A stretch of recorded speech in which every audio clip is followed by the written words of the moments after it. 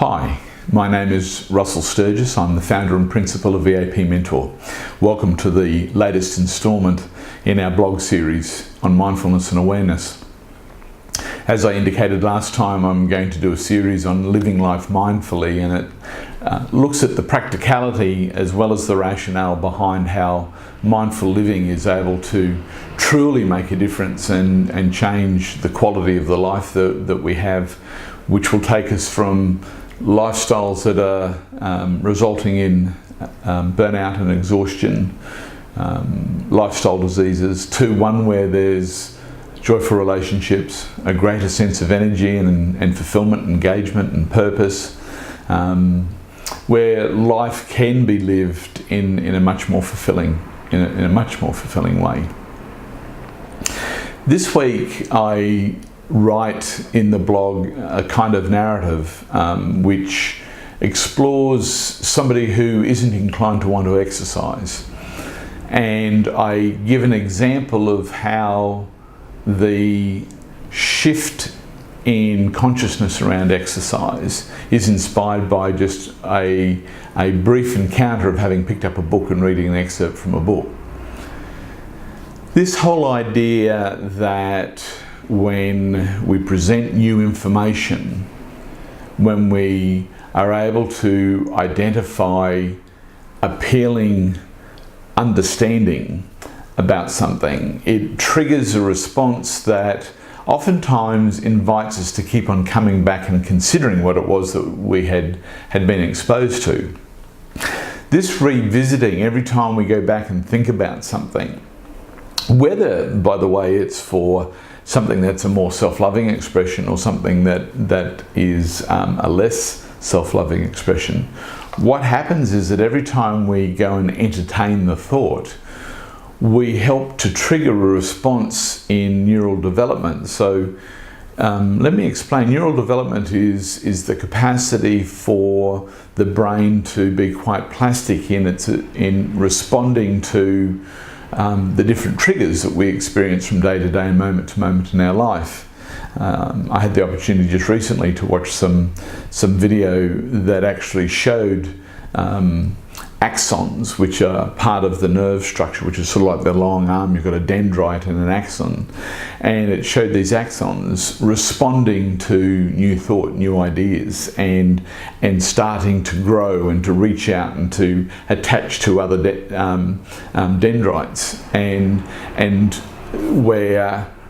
old thought was being let go of, you could see what they call pruning taking place, where the axons were letting go and withdrawing from dendrites. And these were actually live films of what was going on within the brain as different learning and different changes of behaviours were being filmed in terms of how it responded or created a response within the brain activity.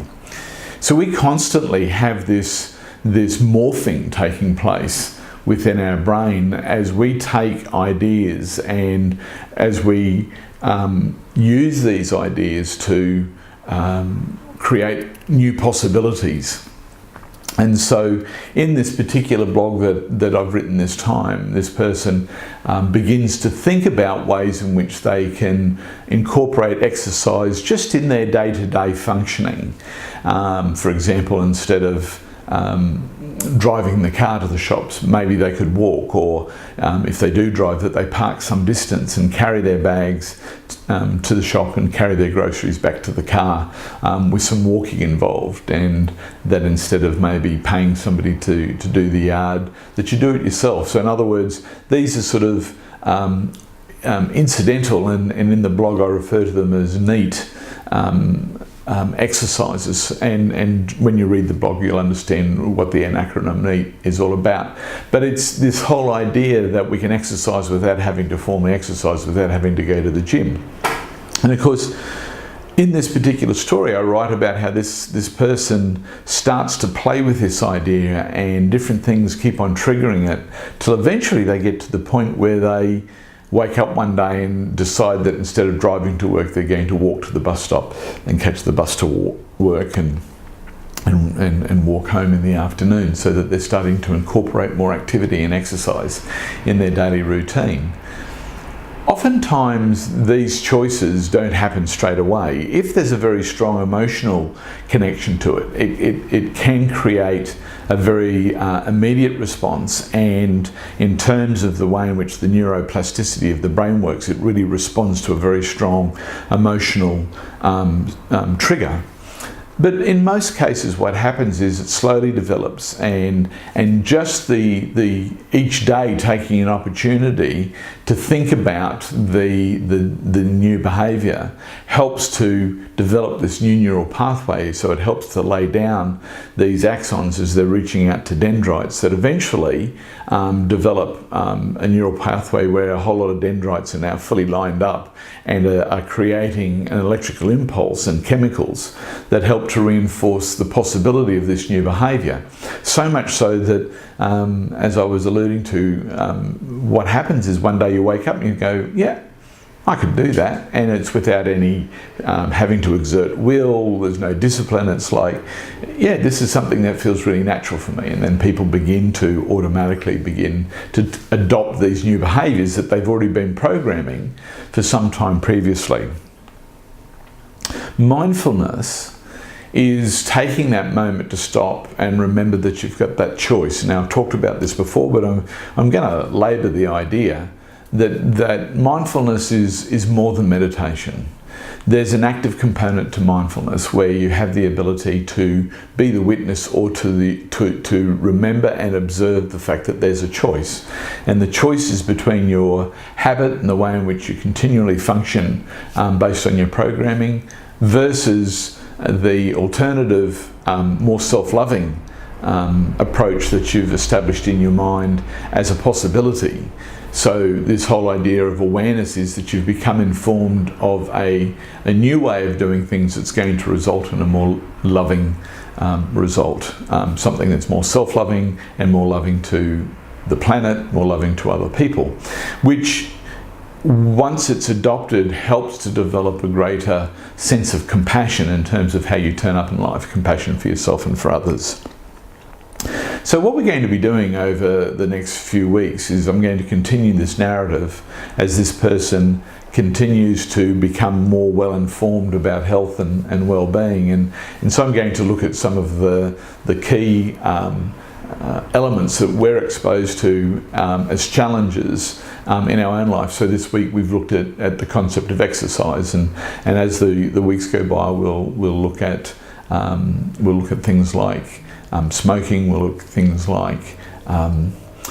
diet, the sorts of things that we typically come up against, work-life balance, the way in which we're able to develop a greater awareness and therefore capacity for mindfulness to change, or to bring about change and foster change, so that we're able to live life in a much more loving and enriched way, as opposed to having it be one where we're experiencing exhaustion and tiredness and burnout and sickness and all the things that we see more and more of in the world around us. Anyway, please take a moment to find out more about the Enhances Awareness program. As the name suggests, everything we're about is enhancing awareness, with the whole idea that you have the ability to live life more mindfully. We do a series of workshops called Pathways to Mindfulness, which are about how to bring awareness and mindfulness to the different roles that you often will experience in life, and career paths that you might be involved in. And of course, we have our Enhances Awareness program, which is a 6 to 9 month personal mentoring program, which is about how to live life with greater awareness and more mindfully, giving you some very, very beautiful tools and what I call a turbocharger in terms of really enhancing this capacity to live awareness and mindfulness, which is being able to identify this personal narrative that we have from our formative years that has us continuing to choose more survival strategies than thriving strategies for how we engage life. Go to our website, eapmentor.com, to find out more about that, and please go to our Facebook page at EAP Mentor, we have lots of really wonderful stuff going up each day of the week on mindfulness awareness that may be of benefit to you, and a reminder that you could live life with greater awareness and mindfulness. Thanks for taking the time to listen, and I'll speak to you again soon. Bye.